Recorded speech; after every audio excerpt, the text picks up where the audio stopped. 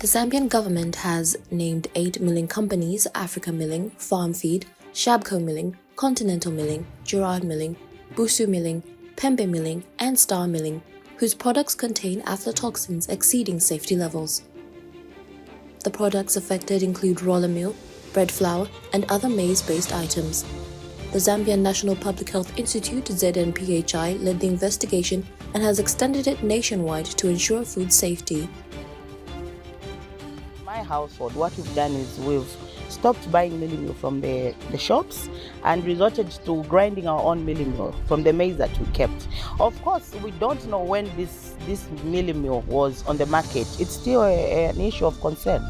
Yeah, but otherwise, the immediate measure I've done as a household is we are now depending on grinding our own maize. A severe water shortage has hit Lusaka's Kamwala South due to the drying up of boreholes, worsened by extended 17-hour load shedding.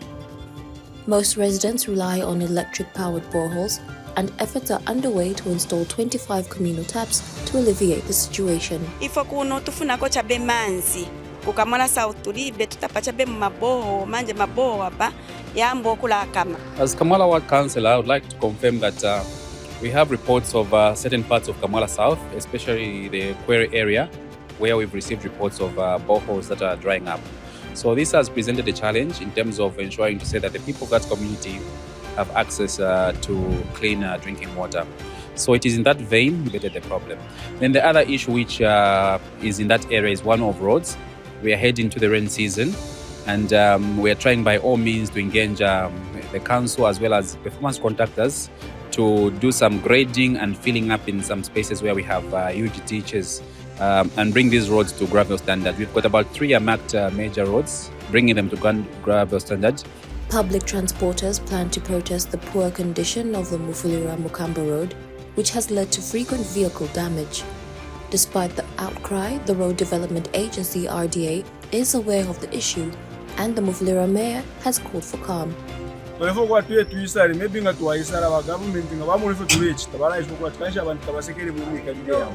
Twalinokuya mukuisale fishing and apapene vese zvino problems kuri panguva chibeta vakachi tuisale so that imotoka shonze shienda wose tuenda pakati kwata kanchova tsekere mukuruze utendashani toko tulenge. The Siavonga Town Council chairperson has warned the Kapenta Association against taking the law into their own hands following reports of harassment against traders. The council emphasizes that law enforcement should handle any disputes related to fishing on Lake Kariba. Some people under the same security of Kapenta Association, they have been grabbing the same Kapenta. It was inconveniencing most people who come to Siavonga, and as you know, Siavonga is a tourist town, and also abused.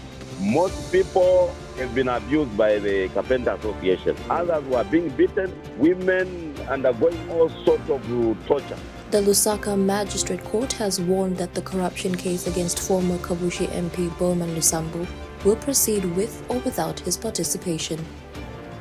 Lusambo, accused of possessing property suspected to be process of crime, was absent from the recent status conference due to illness. The Zambian government is exploring ways to prevent an mpox outbreak, focusing on travel and tourism. Though Zambia has tested 24 suspected cases, all have been negative. The Tourism Minister, Rodney Sikumba, is working with health officials to establish preventive measures. I know you've been hearing about mpox, which obviously for the Minister of Tourism is something that we're very, very worried about. If at all it does spread into the country, but we may have heard from my colleague Minister of Health, Honorable Dr. Elijah Juraki Muchima, talking about all the tests that we ran for mpox came out negative, and we want to keep it that way.